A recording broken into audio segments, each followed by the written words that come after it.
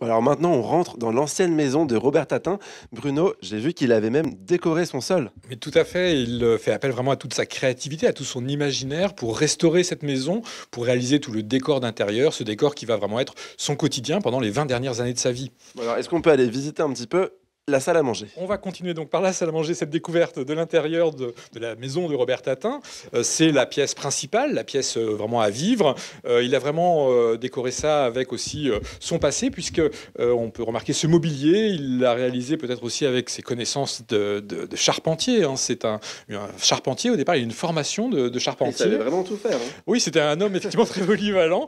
Et puis, on y retrouve également des objets de tous les jours, ses œuvres également parfois sur les murs. Cette cheminée également, dans laquelle était préparée toute la cuisine. Donc Et là, ça vraiment, sent encore comme s'il était là la semaine dernière. le but de ce lieu, c'est vraiment de retrouver le quotidien, de retrouver l'homme au-delà de l'artiste.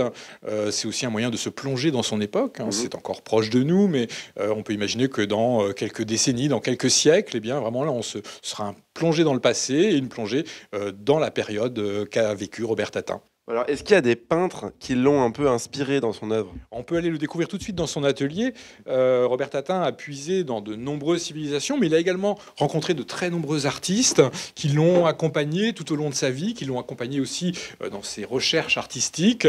On peut notamment découvrir dans son atelier cette toile qui s'appelle Le Cirque. Là, c'est une inspiration d'artistes un petit peu plus anciens, comme Chagall ou comme Seurat, hein. Ça fait penser au plafond de l'Opéra de Paris.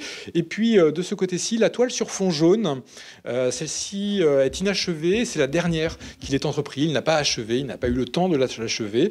On y aperçoit la Tour Eiffel, Paris, avec peut-être cette vague qui déferle sur Paris, et tout en haut, une arche de Noé, donc quand même une note d'espoir. Bon, il n'a pas eu le temps de reboucher encore les tubes de peinture. J'ai une question beaucoup plus terre à terre. Le musée, il est ouvert toute l'année? Tout à fait, le musée vient juste de réouvrir en ce début du mois de février, après un mois de fermeture, le mois annuel, et puis nous accueillons des visiteurs tous les jours, tout au long de l'année. Bon, bah super, merci pour la visite. Merci à vous.